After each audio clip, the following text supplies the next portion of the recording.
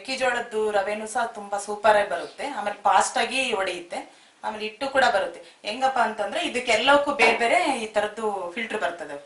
ಎಲ್ಲಾನು ಬೇರೆ ಬೇರೆ ಚೇಂಜ್ ಮಾಡ್ಬೇಕು. ಖಾರದ ಪುಡಿಗೆ ಬೇರೆ, ಸಾಂಬಾರ್ ಪುಡಿಗೆ ಬೇರೆ, ಹಿಟ್ಟಿಗೆ ಬೇರೆ, ಆಮೇಲೆ ಮೆಕ್ಕೆಜೋಳ ಹಾಕಿದ್ರೆ ಅದಕ್ಕೆ ಬೇರೆ ಫಿಲ್ಟರ್ ಬರ್ತೈತಿ. ಅದು ಒಳಗೂ ಕೂಡ ಎಲ್ಲ ಸ್ಟೀಲ್ ಬಾಡಿ ಇರೋದ್ರಿಂದ ಆಮೇಲೆ ಒಳಗೆ ಏನು ಉಳ್ಕೊಳಲ್ಲ. ನಾವು ಖಾರದ ಹಿಟ್ಟು ಹಾಕ್ಬಿಟ್ಟು ಖಾರದ ಪುಡಿ ಹೆಂಗಪ್ಪ ಹಾಕೋದು ಅಂತ ಅನ್ನಂಗಿಲ್ಲ. ಒಳಗೆ ಏನು ಉಳ್ದಿರಲ್ಲ. ಅದು ಬ್ರಷ್ ಇಲ್ಲಿ ನಾವು ಓಪನ್ ಮಾಡ್ಬಿಟ್ಟು ಕ್ಲೀನ್ ಮಾಡ್ಬಿಟ್ಟು ಇದನ್ನ ಹಾಕಿದ ತಕ್ಷಣ ಅದೇನ್ ಮಾಡುತ್ತೆ, ಅಷ್ಟು ಕ್ಲೀನ್ ಬಂದ್ಬಿಡುತ್ತೆ. ಆ ತರ ಸಿಸ್ಟಮ್ ಅಲ್ಲಿ ಇದು ಆಲ್ ರೌಂಡ್ ಮಿಷಿನ್ ಸರ್. ಎಲ್ಲದೂ ಕೂಡ ಮಾಡುತ್ತೆ. ಆ ತರನ ಬರುತ್ತೆ. ಕ್ವಾಲಿಟಿ ಕ್ವಾಂಟಿಟಿ ಹಿಟ್ಟು ಅದೆಲ್ಲ ಚೆನ್ನಾಗ್ ಬರ್ತಾ ಇದೆ ಆ ಮಿಷಿನ್ ಗಿಂತ. ಈಗ ಉದ್ದ ಬೀಸಾವ್ ಎಲ್ಲ ಕಡೆಗೆ ಇದಾವ್. ಈ ತರದ್ದು ಸ್ವಲ್ಪ ಕಡಿಮೆ ಇದ್ರಲ್ಲಿ, ಅಂದ್ರೆ ಚೆನ್ನಾಗೇ ಬರುತ್ತೆ. ಅಡ್ಡ ಬೀಸೋ ಕಲ್ಲಲ್ಲಿ ಆತರ ಇದಾಗುತ್ತೆ, ರೊಟೇಷನ್ ಆಗುತ್ತೆ, ಆ ಟೈಪ್ ಆಗ್ತದೆ.